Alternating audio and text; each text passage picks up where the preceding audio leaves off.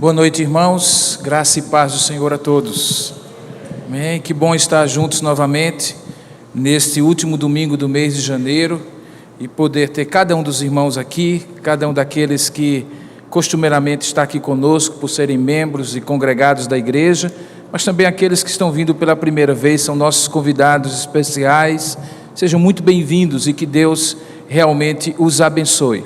Você está vendo aí na imagem de um lado e do outro da plataforma o cartaz de um filme que foi lançado alguns anos atrás e que tem como título A Procura da Felicidade. É possível que você já tenha assistido, alguns aqui já assistiram. Eu assisti de novo ontem à noite, juntamente com Séfora e com os meninos, para de alguma forma relembrar a linha condutora do filme com o qual eu gostaria de iniciar essa mensagem. Essa mensagem faz parte de uma série de mensagens que foram pregadas no mês de janeiro aqui na igreja de Tambaú, sempre aos domingos à noite. Aqueles que estão acompanhando devem recordar que nós estamos falando sobre como descomplicar a vida e ter a felicidade de uma vida mais simples. Entendemos, a equipe pastoral, que no começo de um ano com tantas demandas, tantas nuvens negras diante de nós e, consequentemente, tanto apelo a que nos esforcemos mais, façamos mais, coloquemos mais alvos, mais objetivos, é muito fácil confundir tudo isso com a verdadeira vida, com a verdadeira felicidade, e aí nos acumularmos de propósitos e decisões, fazendo a vida algo muito complicado. Por isso nós decidimos falar sobre como descomplicar a vida e ter a felicidade de uma vida mais simples. Por isso, no primeiro domingo, falamos sobre como descomplicar o seu relacionamento com Deus, por meio de Jesus Cristo, o único caminho, a única verdade e a única vida. O pastor Vandir pregou naquela ocasião sobre como você viver uma vida sem superficialidades religiosas, sem legalismos religiosos e sem ritualismos religiosos, sendo muito simples no amar a Deus acima de todas as coisas por intermédio de Jesus Cristo, que é quem nos apresenta o Pai. No segundo domingo eu falei sobre como descomplicar os seus relacionamentos interpessoais, porque afinal de contas, quando nós estamos com a nossa vida ajustada com Deus, imediatamente nós também ajustamos a nossa vida com os nossos semelhantes. Por isso que a Bíblia fala que devemos amar a Deus acima de todas as coisas e ao nosso próximo como a nós mesmos. Descobrimos então que é muito simples, não é fácil, mas é simples. Basta dar ao outro aquilo que a gente quer receber. Basta fazer ao outro aquilo que a gente quer que seja conosco feito. Essa é a regra áurea, é a simplicidade do amar ao próximo como a si mesmo. Depois o pastor Vandir falou sobre, ou melhor, eu falei sobre a descomplicação da nossa agenda. Como descomplicar a agenda? Como fazer com que a nossa agenda, mesmo cheia de compromissos que todos nós temos, esteja aberta prioritariamente para a agenda de Deus, daquilo que Deus quer que tenhamos prioridade. E descobrimos que isso é uma atitude para com a vida, uma atitude de aproveitar as oportunidades que Deus abre para nós. E no último domingo o pastor Vandir falou também sobre como descomplicar as nossas decisões, para que elas possam revelar essa simplicidade com Deus. É um desafio, sabe, irmãos? Não é fácil. Talvez a gente precise refletir sobre isso várias vezes. Inclusive aí no seu Enfoco tem o link de todas essas mensagens que você pode rever. Elas estão disponibilizadas para você na internet. Você pode ir lá e acessar cada uma dessas 4 últimas mensagens. E como nós tínhamos como tema do mês, desse primeiro mês do ano, descomplicar para ter a felicidade de uma vida simples, nada mais natural que nós venhamos a falar nesta ocasião do que é que realmente significa essa felicidade. E aí eu chamo a sua atenção justamente para esta procura da felicidade. Nós vamos hoje nos basear num texto da palavra de Deus que eu convido que você abra ou acompanhe aí na leitura da palavra, que se encontra em Mateus capítulo 5. Mateus capítulo 5, Evangelho de Mateus capítulo 5. Se você tiver o costume de ler a Bíblia, você já descobriu que este é o início do Sermão da Montanha, do famoso Sermão da Montanha, o mais conhecido sermão proferido por Jesus. E lá começa de uma maneira muito clara, falando da felicidade de acordo com Deus, ou da felicidade segundo Deus. Veja o que diz a palavra de Deus em Mateus capítulo 5, do verso 1 em diante. Assim diz a palavra de Deus: vendo Jesus as multidões, subiu ao monte, e como se assentasse, aproximaram-se os seus discípulos, e ele passou a ensiná-los, dizendo: bem-aventurados os humildes de espírito, porque deles é o reino dos céus. Bem-aventurados os que choram, porque serão consolados. Bem-aventurados os mansos, porque herdarão a terra. Bem-aventurados os que têm fome e sede de justiça, porque eles serão fartos. Bem-aventurados os misericordiosos, porque alcançarão misericórdia. Bem-aventurados os limpos de coração, porque verão a Deus. Bem-aventurados os pacificadores, porque serão chamados filhos de Deus. Bem-aventurados os perseguidos, por causa da justiça, porque deles é o reino dos céus. Bem-aventurados sois vós, quando por minha causa vos injuriarem e vos perseguirem, e mentindo, disserem todo mal contra vós. Regozijai-vos e exultai, porque é grande o vosso galardão nos céus, pois assim perseguiram aos profetas que viveram antes de vós. Que Deus abençoe a sua palavra lida. Amém. Curva a sua cabeça, vamos falar com o Pai. Eu sei que você não está aqui, não gastou esta noite de domingo para ouvir um homem fazendo comentários sobre a Bíblia, sobre aquilo que ele acha da Bíblia ou de esse tema ou deste tema. Eu tenho certeza que o seu desejo, talvez até mesmo não completamente consciente, é que nesta ocasião Deus fale ao seu coração, o Criador se comunique com você e fale à sua alma por intermédio da pregação da palavra. Então eu vou pedir que você curva a sua cabeça, feche os seus olhos. Vou pedir aos nossos irmãos diáconos que encaminhem as pessoas que estão chegando rapidamente a sentarem-se e por gentileza, ajudem a que não haja movimentação no momento da mensagem. Então, curva a sua cabeça, vamos orar juntos e pedir a Deus que nos abençoe, tá bom? Oremos.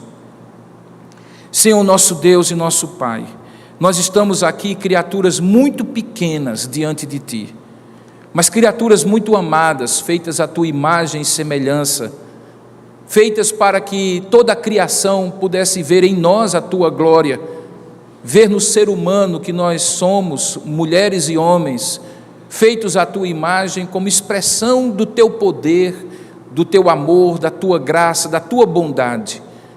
Somos criaturas pequenas, porém muito amadas, mesmo porque também somos, além de pequenas, pecadores.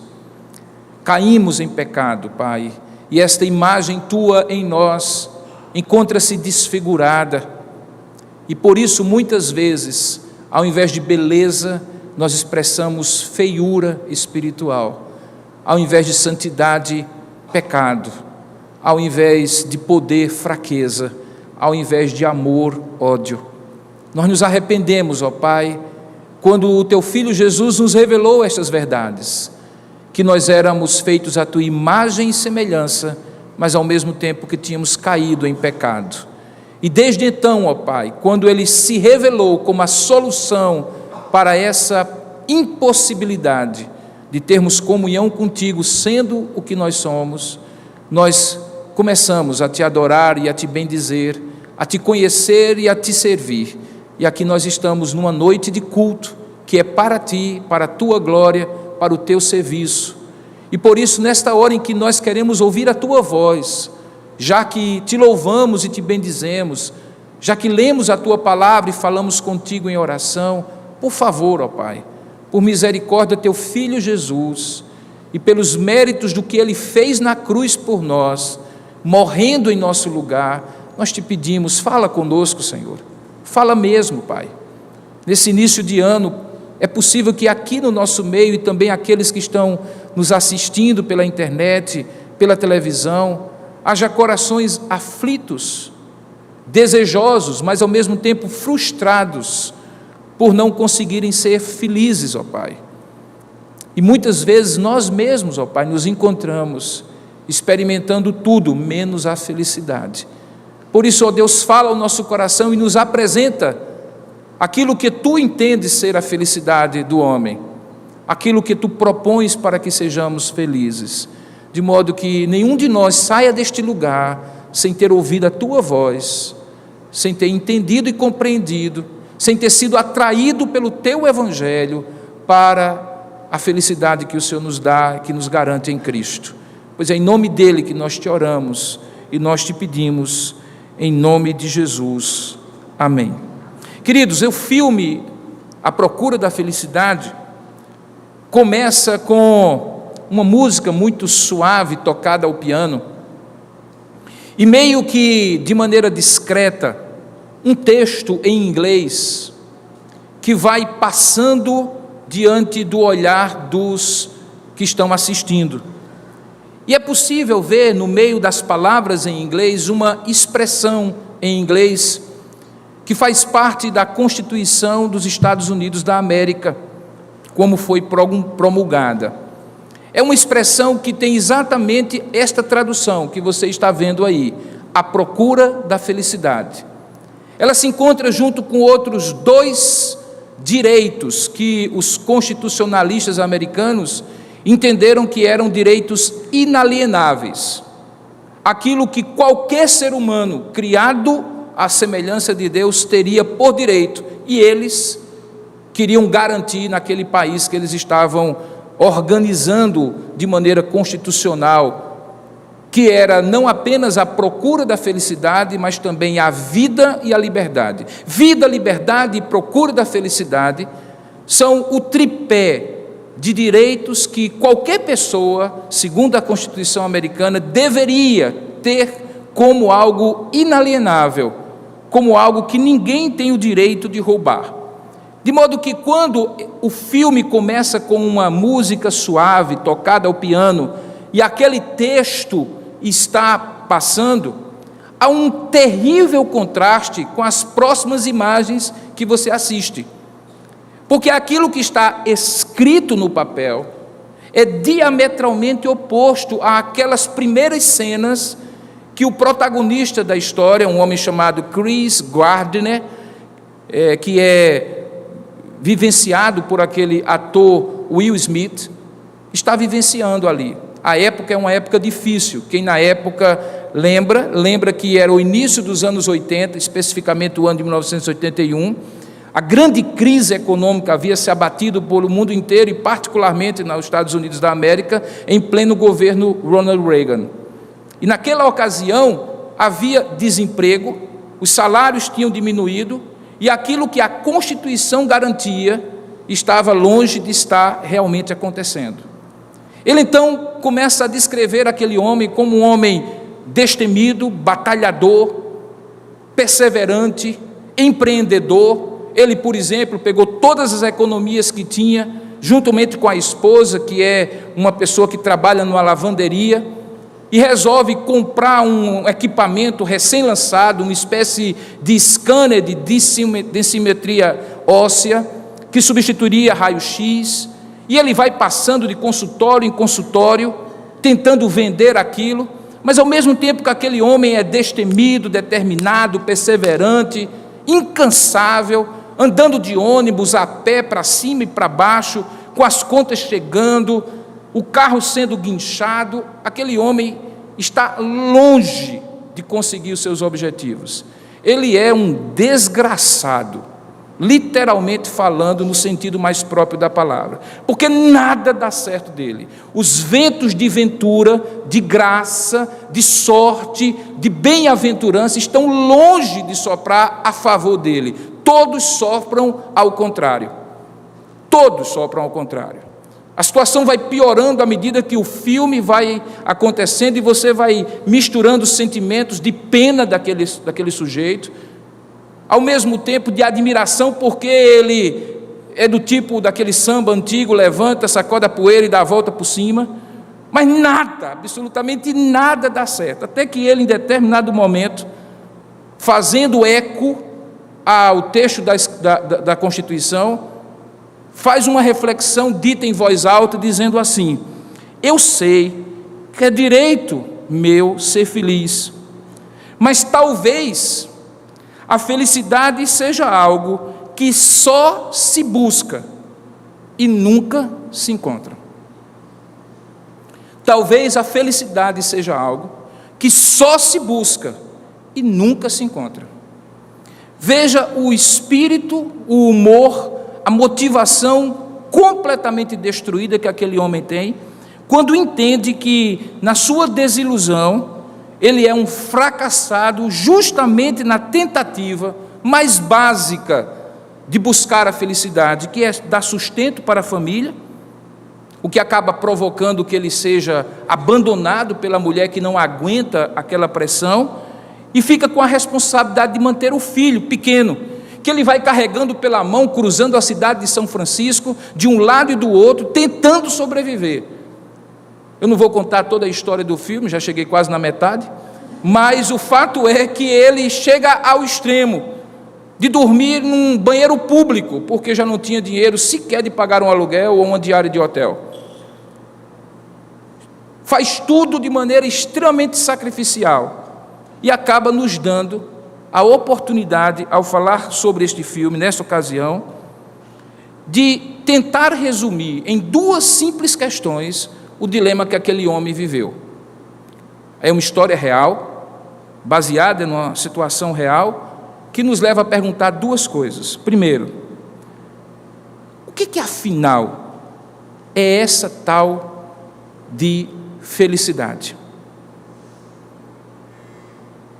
O que afinal é essa tal de felicidade? A felicidade que é direito de todos nós buscarmos, que aquele homem buscava e nunca encontrava, e que o fazia pensar assim: afinal, o que é essa tal felicidade? E como consequência disso, perguntar-se também: e como é que eu faço para encontrá-la? Que felicidade é essa? E como é que eu faço para encontrá-la? Eu sei que é possível, irmãos, que haja pessoas aqui que estão me assistindo pela internet, pela TV, ou que estão sentadas aqui, me dando a sua honrosa atenção, que estejam longe de se inquietar neste momento presente com essas duas questões. Porque talvez possam dizer, se eu lhes desse a oportunidade, de pé e diante de todos aqui, que a sua própria vida está ótima, que de fato essas pessoas estão vivendo um momento muito feliz da vida, porque talvez não estão enfrentando problema de saúde nenhum, estão com suas finanças devidamente equacionadas, estão com seus relacionamentos pessoais equilibrados e harmônicos, e tudo está fluindo para essas pessoas. Mas é possível também que em outro momento do passado, e espero eu não, mas talvez em um momento no futuro, você se encontre, num piscar de olhos, numa situação como aquele homem se encontrou. Porque é possível que existam também pessoas aqui que estão exatamente assim, quando algum tempo atrás estavam numa maré muito boa na vida. Será que a felicidade está em estar bem, com os ventos favoráveis, saúde plena, relacionamentos ajustados, finanças equilibradas e todas as coisas dando certo para você? Será que infelicidade é sinônimo de quando tudo está dando errado, quando você está doente, quando você está com contas a pagar e sem dinheiro para saldar seus compromissos, ou eventualmente quando tudo está dando errado na sua vida? Para Chris Gardner, a ideia era que todas as pessoas que estavam ali eram muito mais felizes do que ele. Ele seria o mais infeliz dos homens. Sabe, irmãos, receitas, fórmulas, definições e propostas de felicidade não faltam. Você vai olhar agora uma imagem que vai ser projetada da capa de uma revista chamada Galileu. Por gentileza. Nessa capa, que foi em 2010, alguns psicólogos de uma corrente da psicologia chamada psicologia positiva e outros teóricos, obrigado, resolveram escrever alguns artigos sobre quanto custa a felicidade. É o título da capa que você está vendo. E eles chegaram a algumas conclusões. E nestas conclusões eles chegaram à conclusão de que felicidade não tem necessariamente uma relação com aquilo que as pessoas normalmente consideram que as fazem feliz. Inclusive, no subtítulo dessa revista, é dito assim, que a fórmula a que eles chegaram não tem nada a ver com a autoajuda, é realmente ciência. Eles dizem que novas pesquisas mostram que nosso cérebro se engana. Pode passar agora, querida, por gentileza. Que novas pesquisas mostram que o nosso cérebro se engana ao desejar o carro ou a viagem dos sonhos, pois existe uma diferença muito grande naquilo que nós consideramos felicidade e aquilo que realmente é felicidade. O que explica, possivelmente na sua e na minha experiência, algumas sensações que nós temos de vez em quando, que é desejar muito conseguir algo, e quando conseguimos, ficarmos assim com aquela cara de tacho, dizendo assim, e agora? O cheirinho do carro novo já passou, um modelo mais novo cruzou com você, e aquele modelo que você escolheu já não é o mais bonito. Você já teve a sensação de um carro ser lançado e você diz, rapaz, esse é o carro. E aí você vai e compra e descobre 2 meses depois que lançaram um outro modelo e você diz assim, que carrinho esse eu tenho, hein? Você já imaginou aqui nesse boom imobiliário dos últimos anos, de uma propaganda de um excelente condomínio, com tudo incluído, e você vendeu o que tinha, se endividou com o que não podia, apertou a mulher, os meninos para não gastarem nada no cartão e compra aquele imóvel, até que você um dia chega naquela varanda, olha ao seu redor e dá aquela sensação de, e agora? Vamos então mobiliar. E aí você resolve mobiliar a casa toda e faz aquele projeto e coloca tudo dentro. Quando você um belo dia manda limpar tudo e você liga todas as luzes, todos aqueles efeitos da casa, você olha dentro da casa e diz assim, e agora? E aí alguém diz assim, desopile um pouco, saia do seu ambiente e você então vê aquele cruzeiro e você diz assim, eu vou naquele cruzeiro, e você faz as contas, depois descobre que o dólar aumentou, mas tudo bem, já estou nessa mesmo, vou-me embora, e você vai no cruzeiro, e o primeiro dia você vai para todos os shows, você come toda a comida, que é servida 24 horas, você fica deste tamanho, e no final você diz assim, e agora? Vai ter sempre um e agora, porque aquilo que eu percebo como felicidade, não é necessariamente felicidade quando eu alcanço. A fórmula que eles chegaram é essa daí. Veja como é tola. Eles dizem que fórmula da felicidade, que você não está conseguindo talvez enxergar direitinho, é igual a genética, que corresponde a 50%. Ou seja, você tem a metade de possibilidade de ser um sujeito infeliz. Metade daqui é infeliz, metade dali é feliz. Você está do lado certo? Porque se não está, você já está mal das pernas. Eles dizem então que felicidade é metade genética, metade condições como idade, significando que quanto mais, menos, possivelmente, sexo, e eu não estou falando que é mais ou menos, mas se você talvez seja homem ou mulher, não sei, talvez faça uma diferença, eu não sei exatamente os detalhes, talvez estado civil e moradia, isso corresponde a apenas 10%, mas veja, Algumas dessas coisas são exatamente aquelas que nós colocamos nosso maior empenho a ter. Mas elas correspondem a apenas 10% segundo essa fórmula.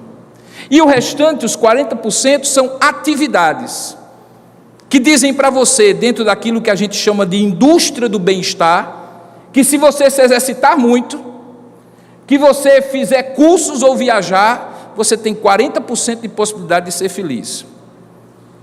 Essa é uma fórmula da felicidade. Existem outras tantas.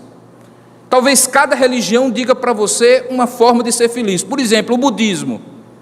O budismo diz que você é feliz tanto quanto você anular no seu coração todo desejo. É mais ou menos uma medida preventiva. Não deseje, porque o desejo produz frustração. Logo, se você se frustra, você é infeliz. Então é melhor não desejar.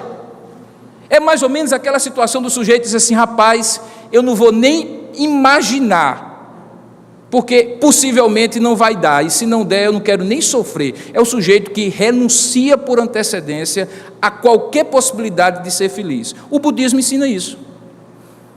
Mas há outras religiões, algumas delas muito normativas, que dizem: não, você é o autor da sua felicidade, e portanto você deve fazer isso, isso e isso. Aí as fórmulas são inumeráveis, incontáveis. Se você fizer isso, você é feliz. Se você não fizer isso, você é feliz, e assim por diante. O problema é que você encontra pessoas que fazem tudo certinho e não são felizes, e outras que fazem tudo errado e são felizes, ou supõe-se que são, porque aparentemente são felizes. Nas épocas, ou numa época de grande exposição em mídias sociais, você nunca teve a sensação de que os outros são sempre mais felizes? Afinal de contas, o sujeito não posta, não faz check-in no espetinho do Zé, que talvez seja o lugar onde ele come de segunda a sexta. Mas no sábado, quando ele passa naquele restaurante, ele faz o check-in para que todo mundo veja que ele é um sujeito feliz. Olha, ele está em restaurante e tal. Possivelmente ele não mostra o melhor ângulo, ou melhor, o pior, ou o ângulo realista da sua vida. Ele sempre vai vender uma imagem. Por quê? Porque talvez a ideia é que se os outros acharem que eu sou feliz, eu serei feliz, porque os outros acham que eu sou feliz. Veja então como há tanta loucura nessa questão da felicidade. Não é à toa que o protagonista do filme chega à conclusão de que talvez mesmo, essa tal da felicidade é alguma coisa impossível de ser alcançada. Não, irmãos, não é. A Bíblia tem. O nosso Criador tem uma proposta que não tem absolutamente nada a ver com o ter, com o fazer, com o possuir, com o conseguir, com sucesso, fama, dinheiro ou poder. Pelo contrário, é aquilo que John Stott, quando faz a exposição desse trecho que nós acabamos de ler, chama-se de contracultura cristã. O reverso daquilo que o mundo considera felicidade. Vamos ao texto. Volte a Mateus capítulo 5. É lá que se encontra essa fórmula da felicidade segundo a Bíblia. O texto diz que Jesus estava rodeado de multidões quando ele subiu ao monte, chamado Monte das Bem-aventuranças, a partir de então. E lá ele se assentou e aproximaram-se naturalmente ao redor dele, veja aí, os seus discípulos. De modo que ele tinha duas audiências.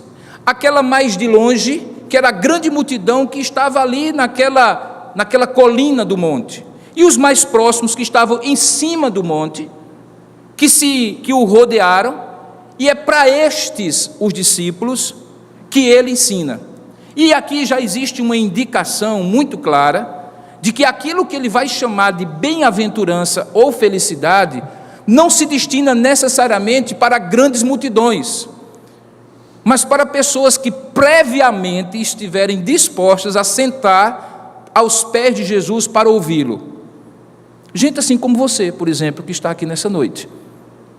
Gente que não faz parte daquela grande multidão, daquela manada humana, mas gente que em algum momento para e diz assim: peraí, deixa eu ouvir de quem entende o que é felicidade. É a estes discípulos que Jesus profere o Sermão da Montanha.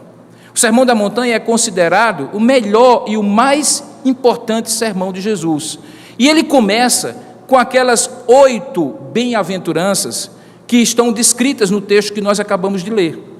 A palavra bem-aventurança é a palavra grega makarios, que significa mais do que feliz. Ela faz parte de uma série de palavras que você vai ver agora projetada, que tem significados na Bíblia como palavras que significam felicidade, ou prazer, ou alguém abençoado, é o próximo. São 3 palavras, basicamente.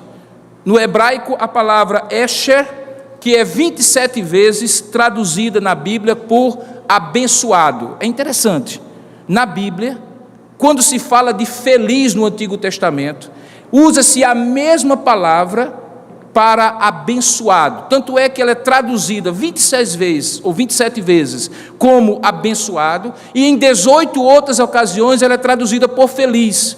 O que nos dá a entender, então, que para o judeu, felicidade e ser abençoado são a mesma coisa. Desta mesma maneira, existe uma outra palavra que também é traduzida como felicidade, mas que muitas vezes é traduzida por prazer ou por desejo, que é a palavra shefet, que é traduzida 39 vezes em toda a Bíblia como algo que lhe dá prazer ou algo como lhe dá desejo. E finalmente a palavra que está aqui em Mateus 5 e que é repetida 8 vezes e que é traduzida pela expressão bem-aventurado, que é a palavra makarios. A palavra makarios é mais do que alguém que é feliz, é mais do que alguém que está contente, é mais do que alguém que está alegre, é alguém que está abençoado e por isso é mais do que feliz. Na Vulgata Latina, por exemplo, a palavra bem-aventurada é traduzida pela palavra beatitude, ou seja, algo que é vindo de Deus, portanto, algo que é Deus que garante. Perceba, portanto, que todas as 8 vezes que Jesus diz aqui, bem-aventurados os humildes de espírito, bem-aventurados os que choram, bem-aventurados os mansos, bem-aventurados os que têm fome e sede de justiça, bem-aventurados os misericordiosos, bem-aventurados os limpos de coração, bem-aventurados os pacificadores, bem-aventurados os perseguidos. Essas 8 ocasiões, Jesus está dizendo que as pessoas mais abençoadas, mais felizes da terra são os que choram, os humildes de espírito, os mansos, os que têm fome e sede de justiça, os misericordiosos, os limpos de coração, os pacificadores e os perseguidos. Agora, vamos e convenhamos. Onde é que essas pessoas são consideradas felizes nos dias de hoje ou em qualquer outra época da história? Desde quando alguém que é manso, alguém que é humilde, alguém que chora, alguém que tem fome e sede de justiça, alguém que é misericordioso, pode ser considerado alguém feliz numa época, especialmente como a nossa, em que você tem que lutar pelo seu espaço, conquistar os seus desejos, buscar os seus horizontes, e que as pessoas que olham para você avaliam o seu nível de felicidade pelo que você tem, o carro que você anda, o apartamento onde você mora, a viagem que você faz, o restaurante que você frequenta. Desde quando essa lista poderia ser aplicada a nós? Sabe, irmãos, em época nenhuma essa lista pode ser aplicada a nós. Em época nenhuma essa lista pode ser aplicada a qualquer ser humano que não compreenda o que ela significa. Porque o que ela significa é o oposto daquilo que o homem entende ser felicidade, que a sociedade entende ser felicidade, que os seus amigos entendem ser felicidade, que a coluna social entende ser felicidade, que a lista dos homens mais ricos do mundo, que sai na revista Forbes, entende ser felicidade, que o currículo Lattes dos seus feitos acadêmicos entende ser felicidade. Nós estamos falando de uma verdadeira revolução na compreensão do que é ser felicidade. E há pelo menos 3 aspectos comuns nessas 8 bem-aventuranças. O primeiro aspecto é que elas dizem aquilo que nós não somos, ou não temos, ou não conseguimos fazer, que realmente revelam mais do que felicidade, revelam o quanto nós precisamos ser abençoados para ser felizes. Preste bem atenção no que eu estou dizendo. Se eu entendo que felicidade é sinônimo de ser abençoado por Deus, Jesus pega a lista das pessoas mais carentes, mais necessitadas, mais vulneráveis e fragilizadas na terra e diz: são essas as mais bem-aventuradas. Por quê? Porque quanto menos você tem, mais possibilidade você tem de ser abençoado por Deus. Porque afinal de contas, o copo será tão cheio quanto vazio ele estiver. Porque o copo que já está cheio não é enchido por ninguém ou por nada, porque ele já está cheio. Daí porque quando ele fala bem-aventurados os pobres de espírito, é porque quem é rico tem um problema que se chama autossuficiência. O que é autossuficiência, queridos? Senão a capacidade ilusória que nós temos de que aquilo que nós temos nos basta e não precisaremos de mais nada, que nós bastamos a nós mesmos. Afinal de contas, quem é que pede ajuda quando está doente, quando está quebrado, quando está precisando, vulnerável e fragilizado? Quem tem consciência de que está precisando de ajuda. E se tem alguma coisa que certamente tira essa consciência, desensibiliza o homem, é a sensação falsa de que eu tenho o que eu preciso, de que eu posso fazer o que eu quero, que eu consigo e só basta querer, e se eu esforçar-me um pouco mais, o céu é um limite. Mas não é isso, queridos, que exatamente no dia a dia é dito para nós? Não é exatamente isso que é dito para nós? Você consegue, faça, chegue, seja ambicioso, busque, consiga, você pode. Isso vai enchendo o nosso coração de uma falsa sensação que nós nos bastamos. Você sabe que o veneno, que é essa expressão de que é direito inalienável do ser humano, a vida, a liberdade e a busca pela felicidade, este veneno inoculou o personagem do filme. Eu não estou dizendo que a vida dele não era desgraçada. Eu estou dizendo que ele, diante da desgraça da vida, entendia que alguma coisa estava sendo roubada dele, que ele tinha direito e alguém estava tirando dele, que ele tinha direito àquilo, e se ele não tinha conseguido até então é porque ele não era capaz. Mas, queridos, deixa eu dizer para vocês, felicidade não tem a ver com o que nós temos. Felicidade não tem a ver com o que nós fazemos. Felicidade não tem a ver com o que conseguimos, com o que compramos. Felicidade tem a ver com algo muito mais profundo. Tem a ver com aquilo que nós precisamos, dependemos e carecemos de Deus, para por isso ser bem-aventurados, por ser por Ele abençoados. Curioso, né? Mas quem é uma pessoa rica? Aquele que tem tudo ou aquele que precisa de pouco? Quem é uma pessoa rica? Queridos, eu posso testemunhar para vocês, obviamente sem revelar nomes, que eu tenho tido a oportunidade, digo com toda sinceridade, de interagir com algumas das pessoas mais ricas, mais poderosas, mais famosas, que de repente uma pessoa como eu e você podemos chegar. Obviamente que eu nunca estive com Gisele Bündchen, nunca conversei com Zuckerberg, claro, isso aí estava fora de propósito. Mas algumas das pessoas desta sociedade chamada pessoense, de alguns outros lugares, eu já tive a oportunidade de estar diante delas, eu vou lhes dizer, elas não são mais felizes do que vocês. Elas podem comer onde quiserem.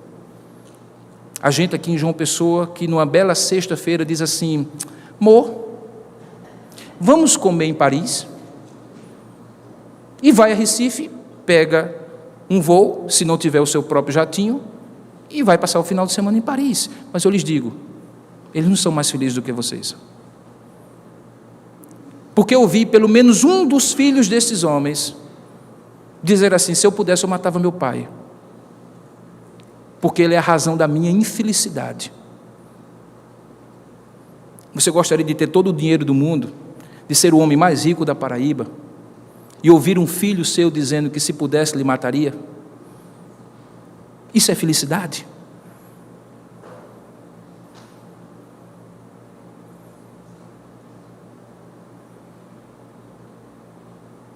Pouco tempo atrás eu estava visitando um gabinete de um senador em Brasília, e passei com ele quase 2 horas conversando no gabinete, e ele dizia para mim: cada dia que eu saio de casa e venho aqui para o Congresso, eu me olho no espelho, literalmente ele disse assim, e digo assim: você é um desgraçado, fulano de tal, porque o que você vai fazer violenta tudo o que você disse na vida que era honesto e certo. Eu não estou dizendo que todo senador, todo político, eu não faço esse discurso de demonizá-los, mas aquele pessoalmente disse, e eu vi essas verdades.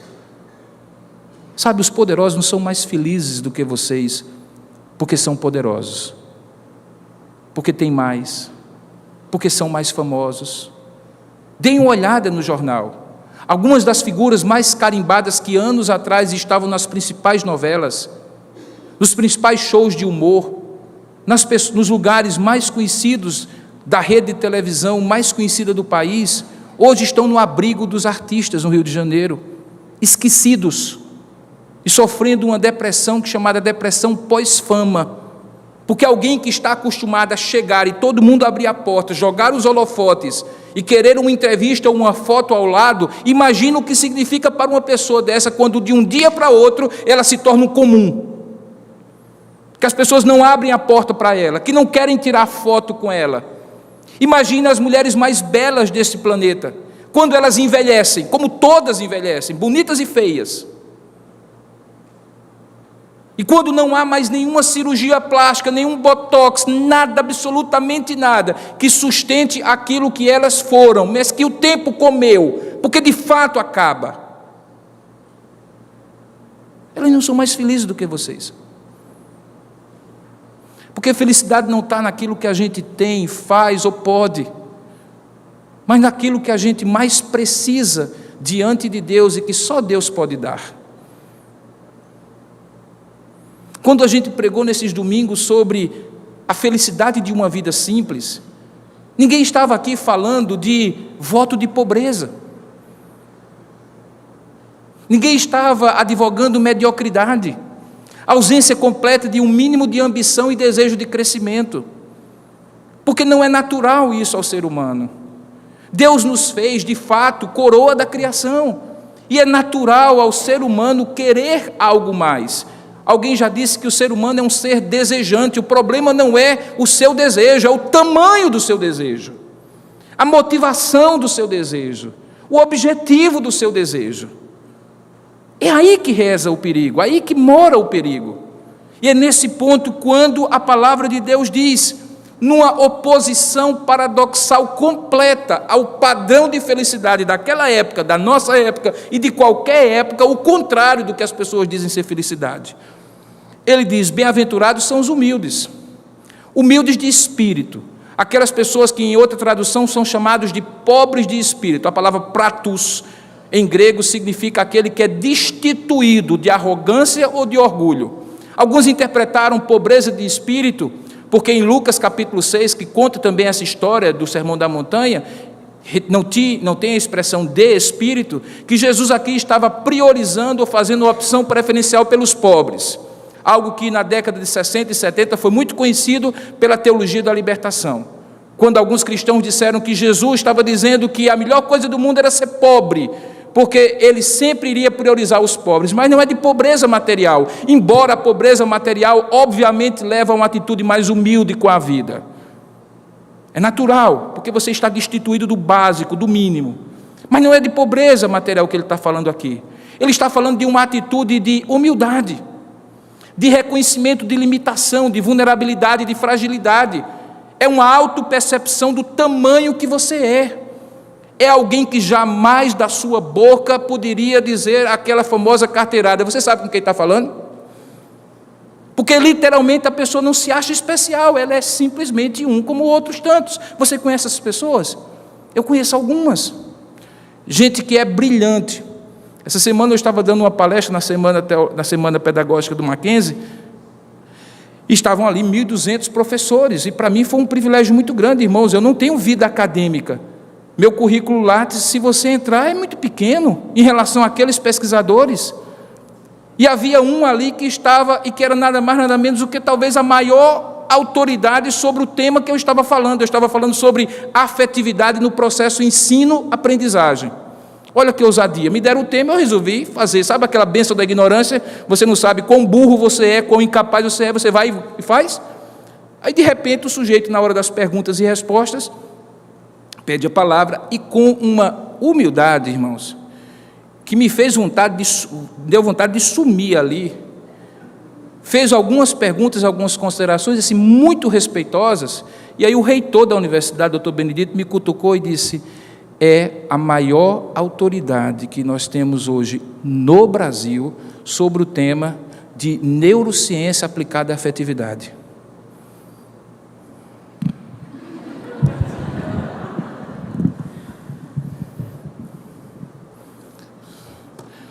Aí, e depois o cara ainda veio falar comigo. E você entende o que eu estou falando? Gente que está aqui, talvez aqui no nosso meio, que convive com você, mas que é humilde simplesmente porque entendeu o tamanho que ele realmente é. Não se julga e não se acha além do que é. Isso faz com que a pessoa receba de Deus uma promessa. Olha que promessa maravilhosa a quem é pobre de espírito, pois é justamente deles o reino dos céus. Diga aí. Gente que quer conquistar tudo. Não, esses não. Esses, o reino de Deus não é deles. Mas aqueles que de alguma forma reconhecem o seu tamanho, deles é o reino dos céus. E aí ele vai, eu não vou expor todas as 8 bem-aventuranças, senão, sabendo como eu converso muito, você imagina o tempo que nós vamos demorar. Mas entenda, existe um padrão. Olha só, ele diz: bem-aventurados os que choram. E aqui ele não está falando de gente que chora por tudo. Não que haja um problema de você chorar por tudo. Se você é chorão, aproveite, é ótimo. Enquanto tiver lágrima, vá chorando. Mas esse choro aqui é decorrente da primeira bem-aventurança. Quando você reconhece quem você é, e você tem uma sensibilidade e uma disponibilidade ao arrependimento. O choro aqui é choro de arrependimento, não é choro romântico, melancólico, sentimentaloide. É choro de quem, reconhecendo quem é, entende o quanto precisa se arrepender e depender de Deus. E a estes, o que é que Deus promete? Eles serão consolados, eles serão confortados, eles serão cheios da minha presença. Irmãos, presta bem atenção, a Bíblia diz que quando a gente se arrepende, o Espírito de Deus nos conforta, por isso que ele é chamado de Consolador. Mas como consolar alguém que é duro de coração, que jamais se arrepende? A vida bate, e o sujeito endurece o pescoço, e a vida bate, e o sujeito endurece o pescoço. Sabe o que a Bíblia diz sobre ele? Provérbios 29, o homem que é repreendido muitas vezes, sem que haja contrição e quebrantamento, será quebrado de uma vez sem que haja cura. E sabe qual é a palavra cura lá? É a palavra consolo. Veja que coisa incrível. A obstinação de não reconhecer os erros e não se submeter faz com que Deus permita que a vida bata, e o sujeito fica batido, mas endurecido. A estes não há bem-aventurança alguma, não há promessa alguma. E assim ele vai. Veja, vem várias expressões aqui que são paradoxais. Todas elas apontam nessa direção, na primeira verdade que eu gostaria que ficasse fixada na sua mente. Felicidade não tem a ver com o que você tem, faz ou pode, mas justamente com o contrário, com aquilo que você não faz, não tem e não pode, e por isso precisa de Deus para suprir aquilo que você não pode, não tem e não faz. Daí porque no hebraico felicidade tem a mesma origem da palavra abençoado. Você não é abençoado, você não é bem-aventurado porque pode, porque consegue, porque faz. Você é bem-aventurado porque Deus abençoa você. Segunda verdade que essas histórias aqui das bem-aventuranças revelam para nós é que, atrelada a cada uma dessas bem-aventuranças, existe uma promessa que eu chamaria de promessa generosa de Deus. Irmãos, eu fico bobo de ver como Deus constrange frequentemente o meu e o seu coração pela generosidade do que Ele nos dá. Você já se viu, já se pegou numa determinada situação em que o que você merecia era pancada e Deus lhe acolheu? Você já experimentou a sensação de que o que você merecia não é o que você recebeu da parte de Deus? Que Deus foi generoso, misericordioso, assaz benigno, como diz a palavra do Senhor, que a sua misericórdia é de eternidade a eternidade, que você não recebe o que você merece, mas o que você precisa frequentemente. O nome disso é graça. Graça é aquilo que Deus lhe dá, não porque você merece, mas porque você precisa. E o que eu encontro aqui, irmãos, é graça.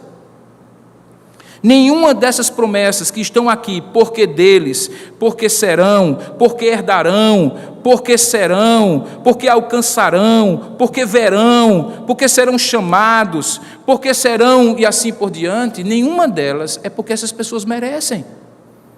É porque Deus resolveu abençoar, Deus resolveu dar e dar generosamente. É preciso reconhecer que determinadas coisas na sua vida não foram sorte. É preciso reconhecer que não teve a ver com seu esforço. A Bíblia diz que uns confiam em carro, outros confiam em cavalos, mas o Senhor nos dá o direito, a condição, a percepção de nos gloriarmos em o nome do Senhor. Alguns fazem do seu braço a sua força e confiança, e outros se dobram diante de Deus e dizem assim: eu sou pobre e necessitado, porém o Senhor cuida de mim.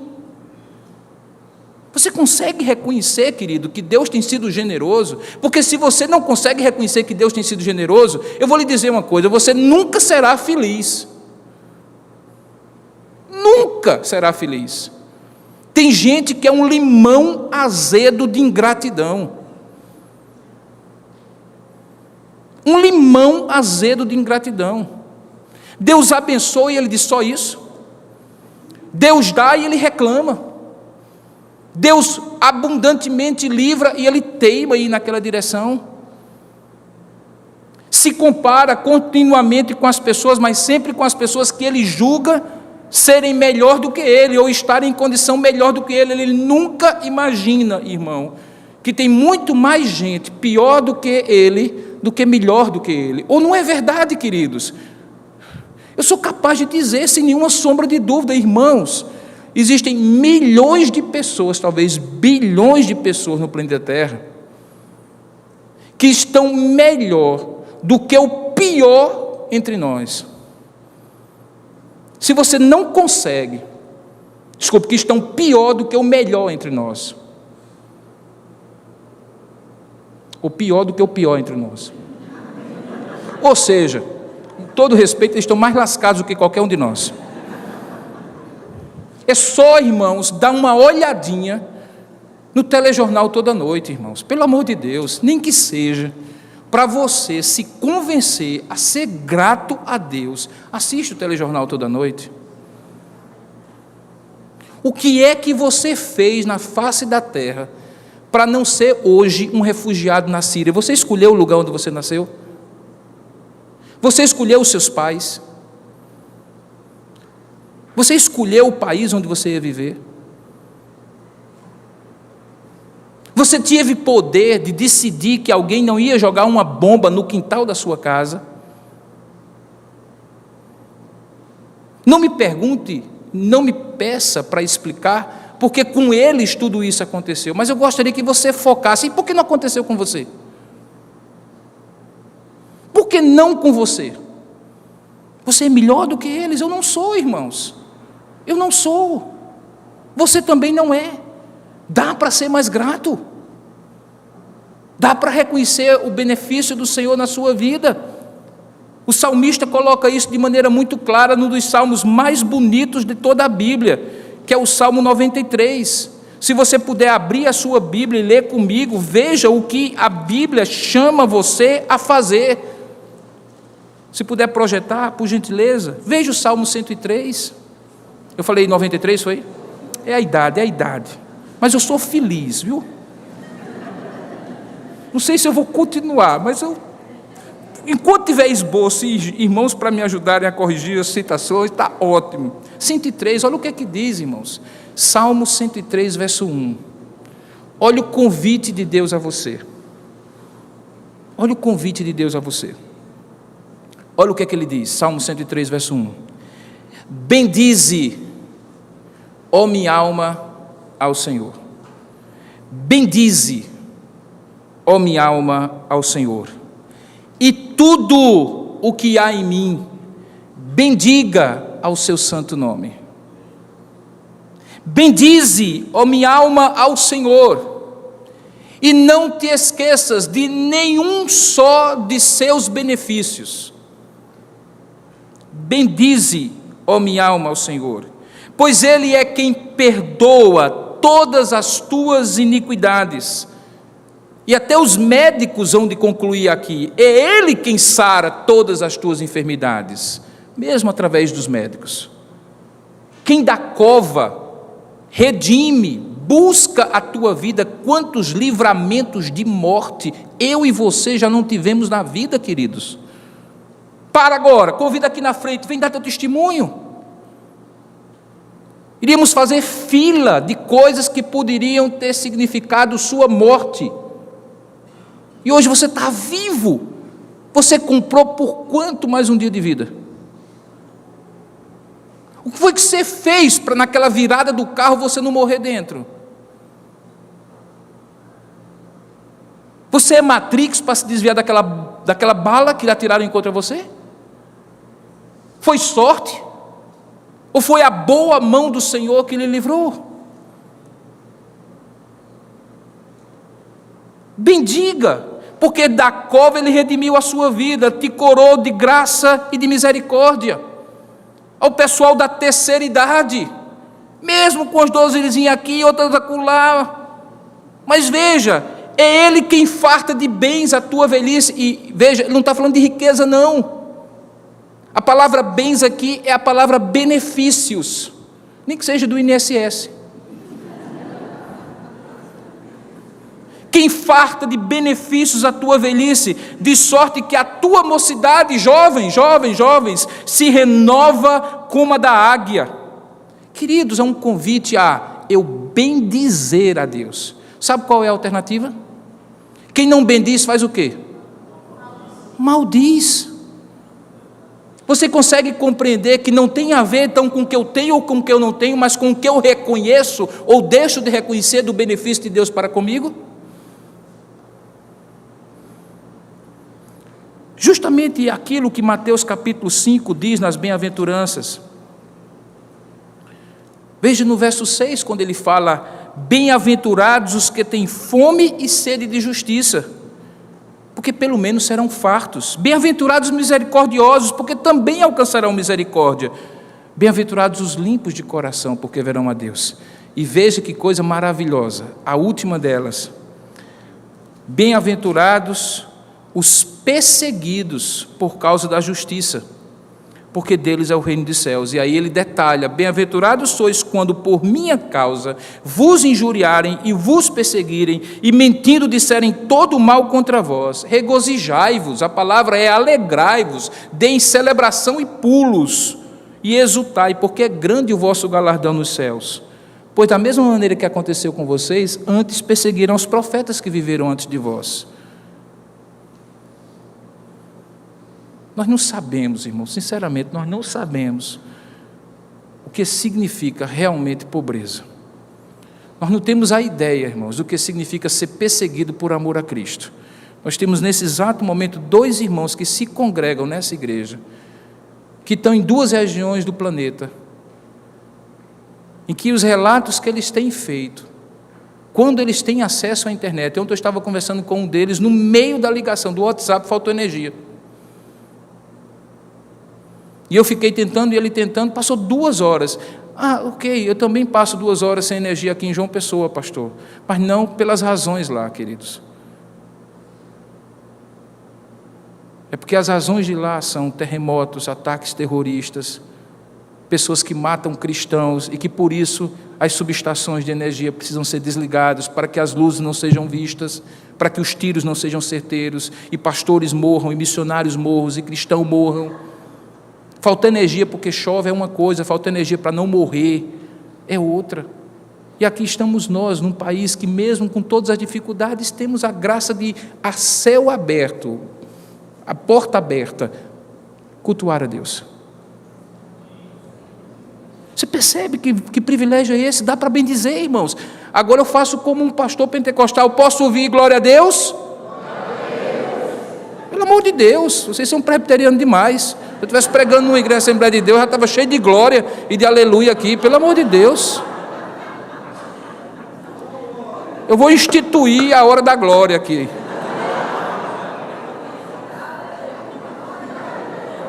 Pode ser aleluia também, é outra versão.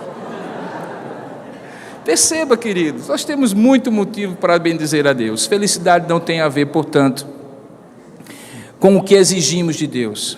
Tem a ver com uma retrospectiva em gratidão a Deus.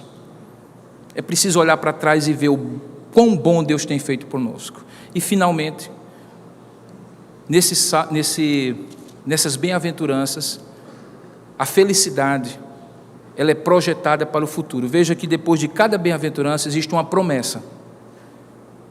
E muitas dessas promessas são promessas escatológicas. Esse é um termo técnico da teologia que significa promessas que só vão acontecer no final das coisas. Não são coisas do aqui e agora. São coisas que alimentam a nossa esperança. E a gente sabe que sem esperança a gente não é feliz.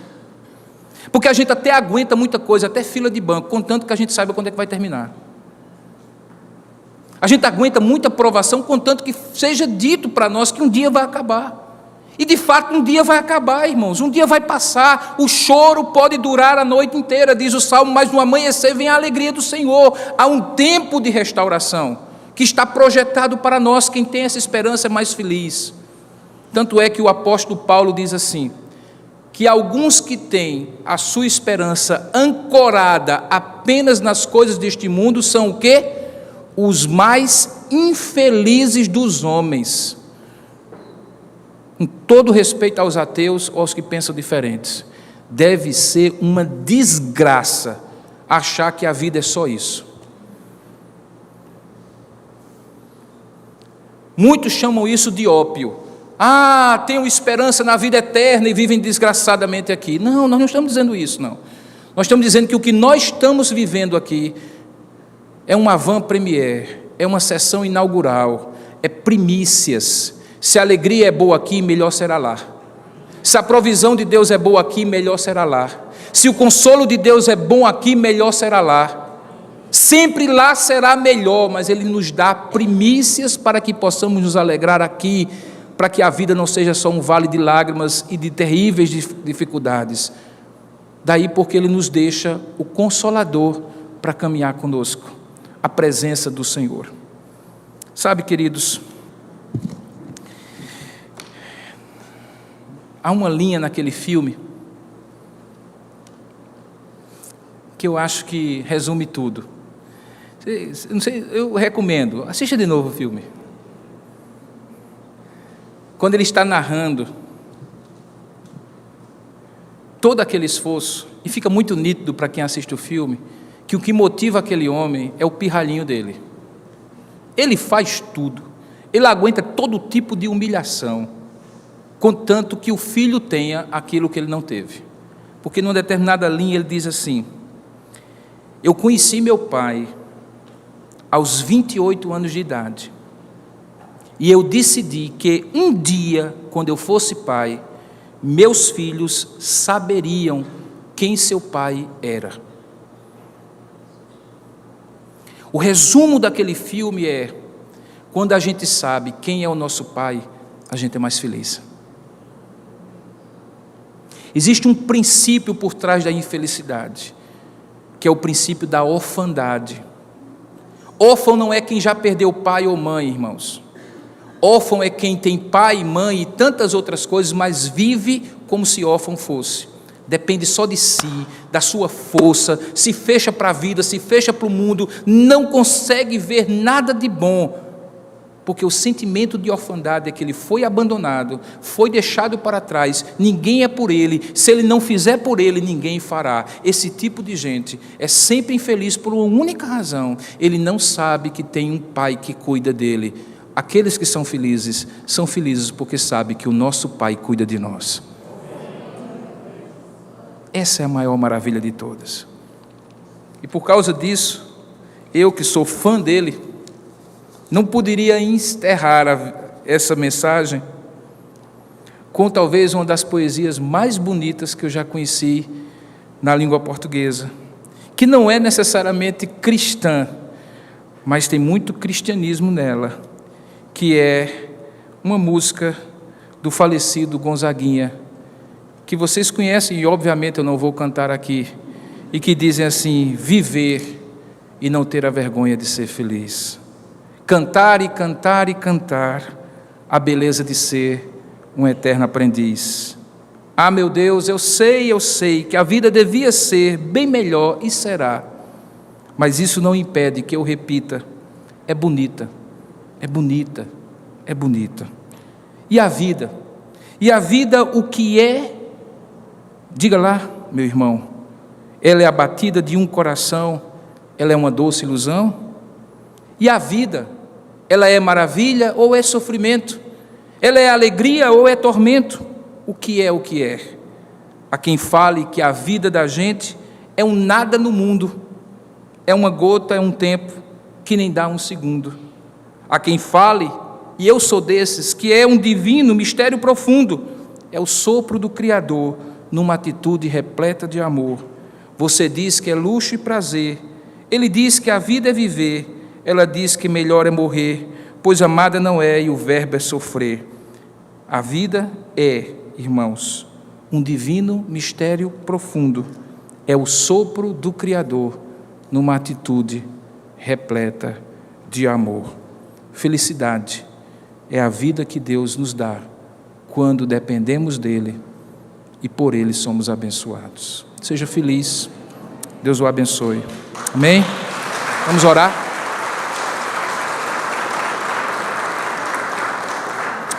Vamos pedir a Deus que Deus nos dê essa consciência, irmãos. Ó Deus amado e querido Pai, nós louvamos e bendizemos o Teu nome por sermos lembrados dessas verdades. São verdades que estão na cultura, mas principalmente que emanam da Tua Escritura, Pai. Verdades que a graça geral tem demonstrado em poesia, em canções, em história, em descobertas, mas acima de tudo que tem sido revelada na pessoa de Jesus Cristo. Ele nos dá a essência da verdadeira felicidade. Que nos lembremos disso, Pai, que o Senhor nos ajude a ter uma atitude de bendizer o Teu santo nome, de reconhecer nossas carências, fragilidades e vulnerabilidades, e por isso depender tanto de Ti, que não esteja em nós, nem no muito fazer, nem conseguir, nem ter, nem poder, a ilusão da felicidade, mas esteja a certeza em Ti e nas Tuas divinas promessas, que hoje já podemos experimentar no Teu cuidado diário conosco e que iremos experimentar plenamente no dia em que o Senhor vier nos buscar. Como naquele filme, houve um dia, cada dia, que aquele pai buscou o seu filho para que ele soubesse o quão amado e cuidado é, que a cada dia nós sintamos que o Senhor nos visita, dizendo o quão amados e cuidados nós somos, e que haverá um dia que Ele dirá para nós: que assim, onde Ele está, nós estaremos com Ele, sem choro, sem lágrima, sem dor, sem morte, sem separação, plenamente felizes na glória eterna. Dá esta bênção a cada um de nós, ó Pai, especialmente àqueles que têm corrido de um lado para o outro, tão ansiosos, tão ambiciosos, tão fragilizados, mas ao mesmo tempo tão duros de coração. Ó Deus, que aqueles que estão ouvindo esta palavra possam compreender que é em Jesus e na dependência dEle exclusivamente que a felicidade verdadeira pode ser vivenciada, porque Jesus é a alegria dos homens. Muito obrigado, Senhor, em nome de Jesus, amém, Senhor.